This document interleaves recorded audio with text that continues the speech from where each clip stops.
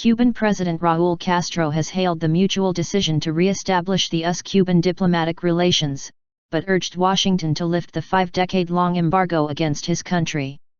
On Wednesday, the countries agreed to restore diplomatic ties that were severed more than 50 years ago, and U.S. President Barack Obama called for an end to the economic embargo against its old Cold War enemy. President Obama's decision deserves the respect and acknowledgement of our people, Castro said in a televised address, while warning that the embargo, which he calls a blockade, must still be lifted.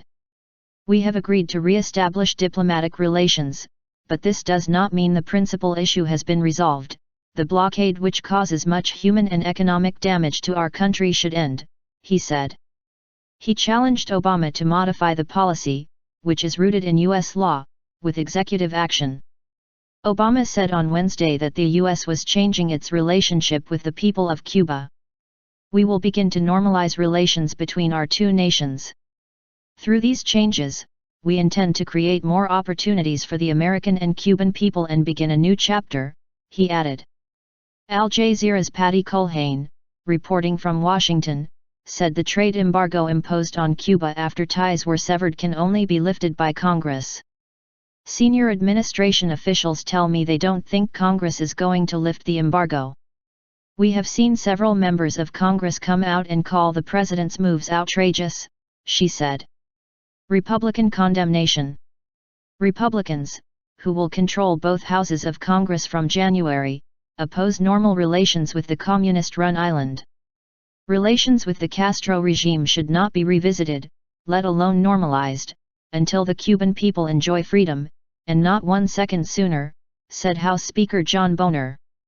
There is no new course here, only another in a long line of mindless concessions to a dictatorship that brutalizes its people and schemes with our enemies.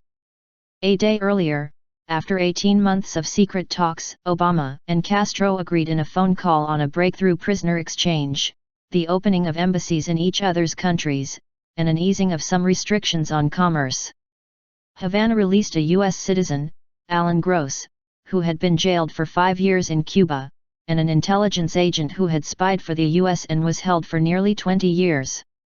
Cuba's jailing of Gross, convicted for importing banned technology and trying to establish clandestine internet service for Cuban Jews, had been a major obstacle in improving ties.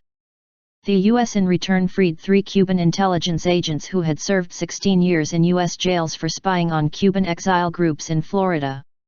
Castro said the Cubans' release was a cause of enormous joy for their families and all of our people. He also praised Obama for agreeing to the prisoner exchange and pushing for a new relationship with Cuba. Castro thanked Pope Francis, the Vatican, and Canada for helping Havana and Washington reach their historic accord. Obama said he had instructed Secretary of State John Kerry to immediately initiate discussions with Cuba on the re-establishment of diplomatic relations with Cuba, which were severed in 1961. In the coming months, we will re-establish an embassy in Havana and carry out high-level exchanges and visits between our two governments as part of the normalization process, Obama said.